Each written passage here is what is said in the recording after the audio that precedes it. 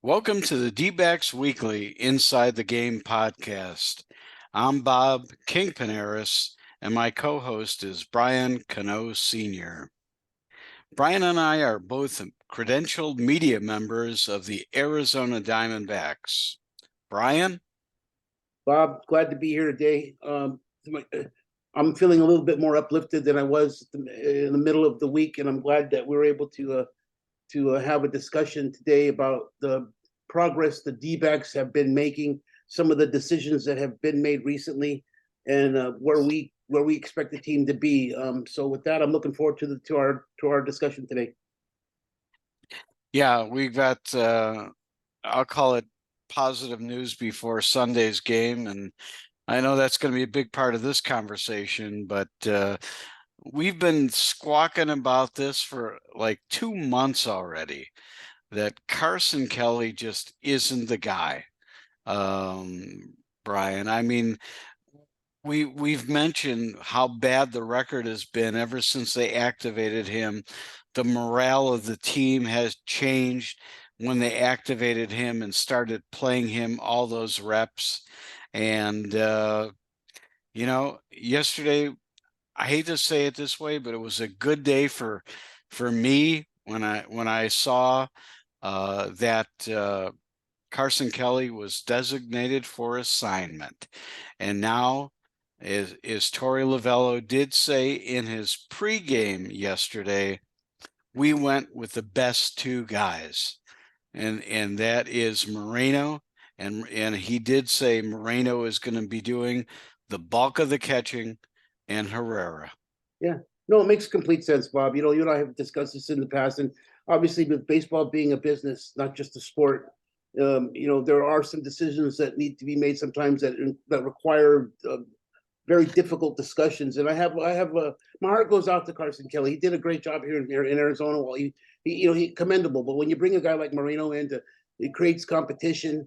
And then with the injury he had in preseason, it didn't bode well for him. And then it did. It impacted the overall chemistry of the team. But I'm going to go as far as telling you this.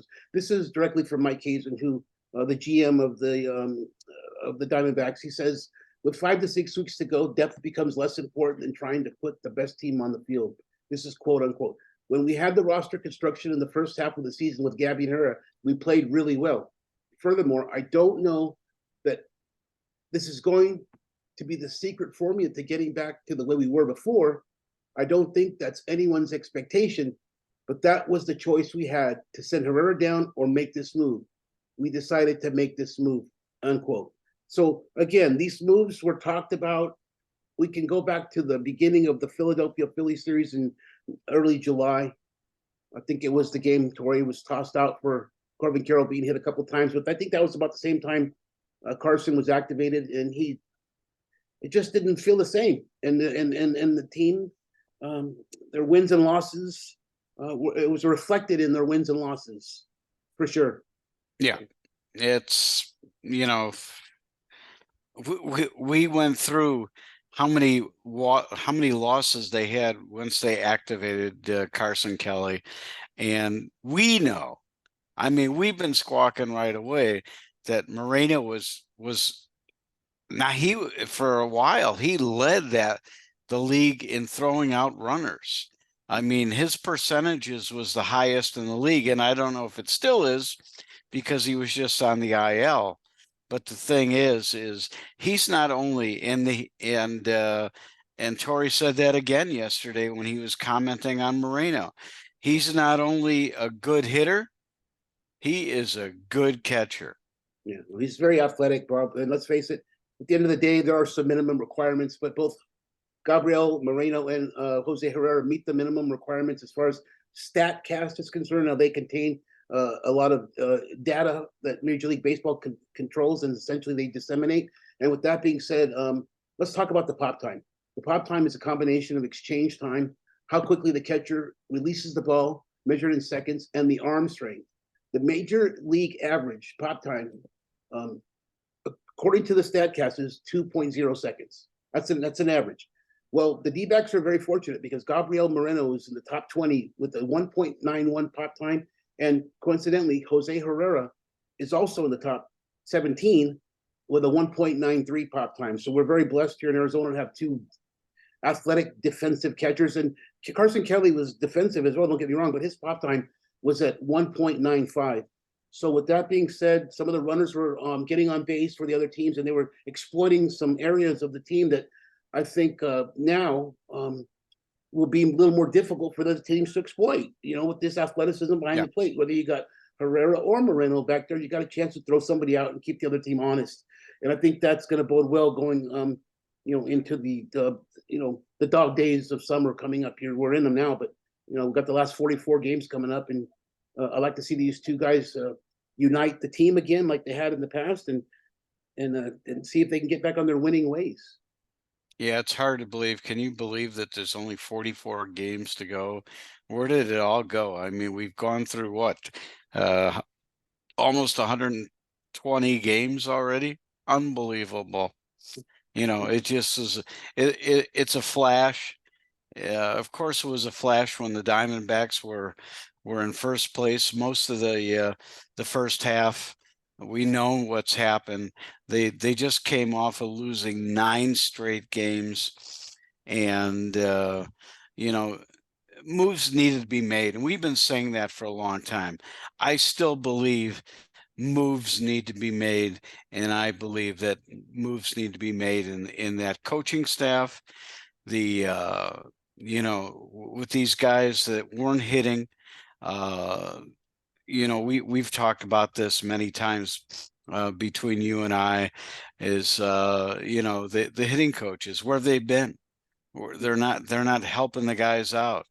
We didn't see anything drastic happening. So they made moves. They made moves with players. I actually thought that the moves were going to be in the coaching staff first. And I'm not talking about Torrey. I'm talking about the hitting coaches. Yeah, that makes sense too. I did listen to Mike Hazen's comments very carefully, and at one point he did mention they were thinking of making some moves other than Torrey, and I didn't know whether that was players or like you just mentioned, coaches. Because with Joe Mather and Damon Easley, basically be the top two hitting coaches on the team, and seeing some of the downfall of the offense and trying to figure out what was going on there. And I wasn't seeing an improvement in some of the two-strike hitting, some of the two out hitting. Just something as simple as bunting the baseball, which used to be simple anyway. Right. Getting bunts in the air, getting line drive bunts back to the pitcher, creating some issues. And I'm not going to single anybody out because this is a team sport, but at the same time, if I'm the hitting coach, we're working on things like that. Have a plan at the plate. But needless to say, I think that at the end of the day, Mike Hazen is to be commended for his. Let's face it, he let the last piece of the Paul Goldschmidt trade go. And with Yeah. that being Yeah. said, I mean that might have been in the back of his mind, but that takes a lot of courage, Bob. And with that being said, he's going to take a little heat for that. But at the end of the day, I feel confident that Moreno and Herrera, based on the trajectory they were going in before Kelly was reinserted into the lineup just after the Detroit Tigers series, that they'll get back on that trajectory and that they'll make the playoffs. I'm going to go out on a limb and say I'm expecting the D-backs to get into the playoffs via wild card. I would like to think you're right on that one, because listen, we're not homers, but we are credentialed media members of them. We follow them. We follow them as fans. We look at the game a little bit different. I try to look at it through not only a baseball person's view, but a fan's view as well.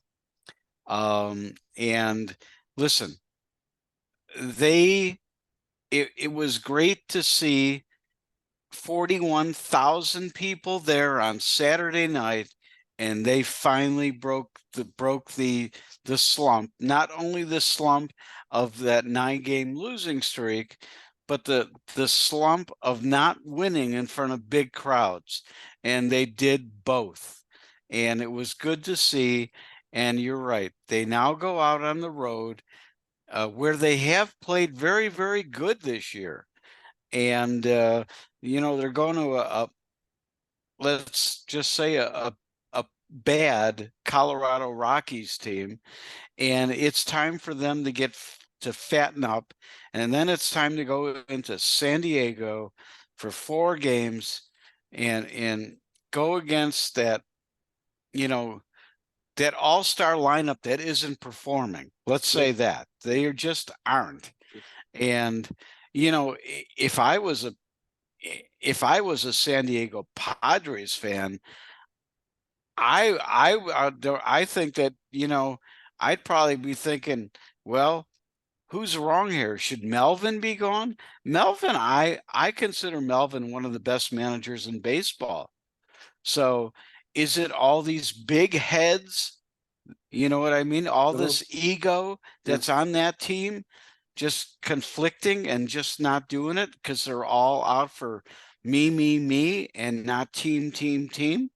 It's a fair question, Bob. I think that that's a fair question because at the same time you asked that question, I was walking through the halls down in the bowels of Chase Fields, getting to the field the other day, and happened to come across Coach Bob Brindley, and I asked Coach Brindley if how important is team chemistry, and because I'm a firm believer that without chemistry, it's very difficult to achieve the ultimate goal, which is to win a championship or to win whatever you're after.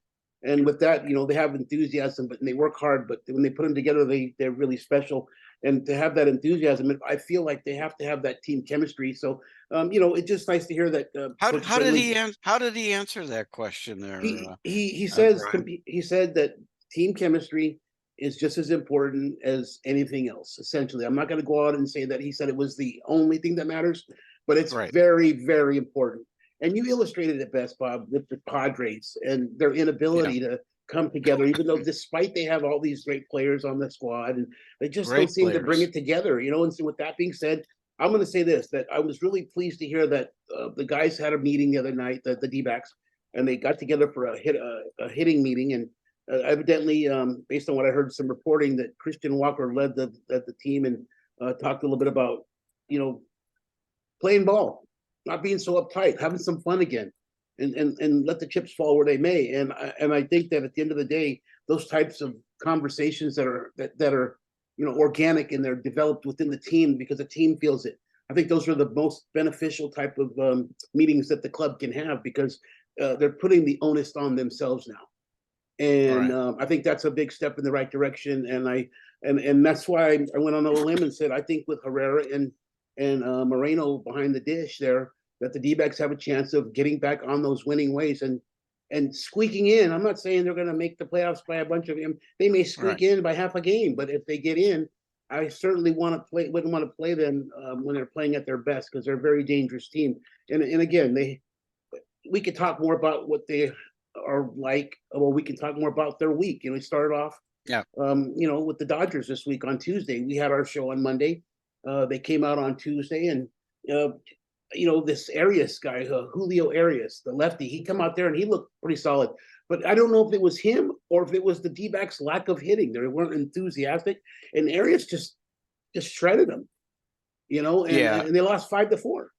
Right. I think I still think it was lack of hitting because we saw this team play the Dodgers first part of the year, and they had the Dodgers playing on their heels. That didn't happen in that first part of the week in that Dodgers series at all. And then on Wednesday night, there's Tuesday night. Wednesday night, they don't even score a run, and David Peralta hits a what is this? Was it a single or Single, yeah. double? Base You load know, single in the 8th. yeah, 2-run single, two the runs and freight that. train, he's doing the thing, Yeah, well, the Oh, whole team does the freight train. It makes me sick. yeah, But man. the thing is, there it was, and then of course we came into the Padres series. But I do want to bring up something else, and that's the Diamondbacks pitching because not only was Kelly moved yesterday, but Ryne Nelson, who is very inconsistent, he showed some signs, but he was sent back to Reno. And I really think if he works on a few things, I think he can be a really good pitcher. But I think that he's just a little bit too inconsistent. They brought up Bryce Jarvis, and Bryce Jarvis, I believe, is a starting pitcher, really, but Torrey's going to use them out of the bullpen. He said more where I can control him right now. And that was kind of an interesting comment, but at least they've gone ahead and done that. Yeah. They are still lacking starting pitching. Listen, Merrill Kelly could be on the shelf again. Zach Gallen, of course, is very, very good. We all know that. Zach Davies is about ready to come back, but listen, he was okay in the beginning part of the season. He got injured with that oblique. He came back. He was terrible. He got injured again. Is he going to come back great now? I don't know. But I hope so. But they're lacking really a fourth and fifth starter right now, and possibly their number two guy. Yeah, no, hey, like let's face it, Mike Hazen even addressed that in his meeting the other day with some reporters. Lack of pitching has been the biggest culprit for the D-backs, according to some of the people in that room. And quote, take some risks and play it by ear, week by week, with the rotation. That's according to Mike Hazen. So we're going to see what happens. I'm sure that, and kind of digress a little bit on Ryne Nelson and his performance. You know what? I'm on the same page. I think that he's got he's very solid. He misses small. He's got good movement on his pitches, has good velo. But the one thing I'm concerned, Bob, is with that, his lack of confidence was very evident in his post-game presser the other night after the loss, and he was very deflated. He was even seeking the advice of the public as it relates to if anybody in the public could pinpoint his what he was doing wrong, if he's tipping his pitches, because evidently he's been. Oh yeah, Someone said he's tipping pitches. He's asking the a select public like me. I mean, I was thinking about writing them, but I'm not really sure what to say. But I know that Strami's got his hands on that now, and I think that even going to Reno in some cases you can learn to handle yourself a little bit differently in the clubhouse and in pressers, and having that self-efficacy is a big deal as a pitcher. And I'm not saying he lacks it, but I'm saying that having an opportunity to go to Reno and develop in areas that it's very difficult to develop here at the highest level, which is you're under the microscope, and you got thousands of, every day you got the world's watching. Well, go to Reno and it's probably going to be very similar, but at least he has this opportunity to breathe a little bit again. And I hope that that's the case because I enjoy watching him. I think that he's got a lot of talent, Bob. Let's face it, and the D-backs are very fortunate to have him. Right. So let's. I hope that all works out in our favor. So yeah, and Drey Jameson, as we know, he's on the sidelines. He elected not to have Tommy John surgery. They're trying to do this with rest. We don't know how this is going to work out, but he's not going to play again this year. no. And that I think hurt the Diamondbacks as well because I still think that he's a starting pitcher myself. They were using him in relief. They tried him as a starter. I think that he's had some of the best stuff on the team. No, he's a gamer. I thought beginning of the season, going into coming out of spring training, that he had an opportunity to start be one of the five in the rotation. He just didn't work out that way, and of course he was injured recently. But he's got a lot of movement on his pitches, like you said. He's got good velo. But the one thing I like about him, he's mentally tough. I think that he's the kind of pitcher that if the ball's hit in the middle of the infield, he wants you to get out of the way. Get out of the way. I got it. Other pitchers are kind of steering away from that ball because they're taught to not be that aggressive. I don't know. I'll be honest with you. Jameson doesn't pitch another inning in his career. If the guy can learn how to hit, he could definitely be an asset somewhere else on the field. He's a very athletic player. I heard he's the fastest D-back on the team. Yeah. With that being said, I can imagine even someone like Drey Jameson playing in the outfield. Believe it or not. I know it sounds crazy, but he's very talented, and I hope that he overcomes his injuries because the D-backs sure could use them in that rotation.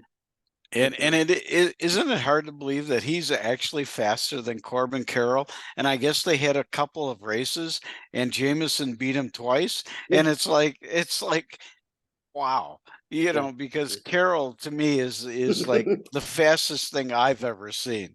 That I can remember. I mean, maybe Dion was, but you know, Carroll, I mean, for this time, for the in 2023, he's just the fastest thing around. But to hear that Jameson is faster, it's like, wow. That's almost like urban legend, but if I encourage folks to look it up if they choose to. It's been reported, and again, I only repeat on occasion, but I will say this much: it's reported that he has beaten Corbin Carroll a couple of times in a foot race. I'm not Yeah, sure how far that race is, but if it's 90 feet or less, I'd be surprised. But it'd be interesting to see what he could bring to the table next season. Because you're right, I don't think he's going to be pitching this year for the yeah, D-backs, and it's sad to me, but at the same time, the D-backs are bringing up Jarvis. Bob, you have a lot of confidence in him. I'm looking forward to seeing him. yeah. And I the thing is, I don't know much about him. Do you? I mean, I really don't. you know, again, I've been keeping my eye on the guys we have here on the D-backs team, and I guess I should do a better job of because they move them up quickly around here. Right. They seem to be moving them up relatively quickly. Yeah, I left the game a little bit early yesterday. But did Jarvis get an opportunity to come in and pitch at all or no? No, it was Ginkle. Ginkle, one of my favorite relievers on the team, and then it was Seawald getting his second save of the season. And really, I have video of his. He was so he was emoting at the end of the game. He was so fired up that he got that out because I'm sure that coming off the heels of the Minnesota debacle, he was looking for some success. He got 2 days in a Two row, days in a row. two in a Yep. row. So this, Yep. when you get him out there with a 1-run lead, if the rest of the team can start believing in that and know that, hey, we got a 2-3 run lead going in the ninth, I think we got this. But And, and I don't know if you had the opportunity because you were probably still at the game. But Jody Jackson and Mark Grace had interviewed Seawald right after the game yesterday, and I was very impressed by him. I mean, he's a guy that has come in and actually been very positive in the clubhouse. And what I mean by that is, he's the guy saying, "Hey guys, we're only 2.5 games back in the wild card. We can easily make that up. We start winning a little bit here." And I was, very impressed with him. Very impressed with him in the interview. He seems like he's thrilled to be here with Arizona. And Seattle wasn't that bad of a team either, but he seems like he really wants to be here. And that's good because we have control of him for next year as well. And if he turns out to be the guy that he's been, it'll be a blessing because we really haven't had a legitimate, and I'm saying a legitimate closer since JJ Puts. No, that's saying a lot, Bob. I mean, I agree with you on that. I think that the expectations coming in may have been a little lofty, but again, after the Minnesota, I won't say debacle, after the Minnesota loss, it could have been easy to go the other direction, and we've seen that with other D-back closers here recently, and he didn't. He's come out and stepped it up the last couple of games and really showed his toughness, and then showed him another side of him during his interview that you saw, which is the man. He's a professional. He's a gamer. He believes in what's going on. And I'm going to say this: I like Tommy Pham. I think Tommy Pham was a great pickup for other reasons than just being a good ball player. I think his veteran leadership is starting to uh, rub off on some of the players. And maybe I'm wrong, but I really enjoy watching Tommy Pham. Now, I said it might have had something to do with Buck Showalter and him coming from the Mets, but the Mets are frankly not that good right now. Yeah. So I just think it's Tommy Pham's professionalism and the way he presents himself. He has an expectation of himself, and with that being said, um, I enjoy watching that level of baseball, win, lose or draw. And Right. he's had some recent Yeah. success, and it's been helpful. So Yeah, and the other trade that they made at the deadline just hasn't. I don't think he's panned out, and I just don't think that. I think they should actually stop playing him as Jace Peterson. Put somebody else in that lineup. This guy's just not. He's not hitting. He's not contributing. You got to get him out of there. Don't keep on playing this guy. yeah. No, I think Longoria is coming back from the injured list soon enough, and I think there'll be a couple more options available to the club soon. But we're gonna be And you're right. And Longoria is he's a good player. He's had a tremendous year for the limited amount of time that he's actually played. He's had a tremendous year.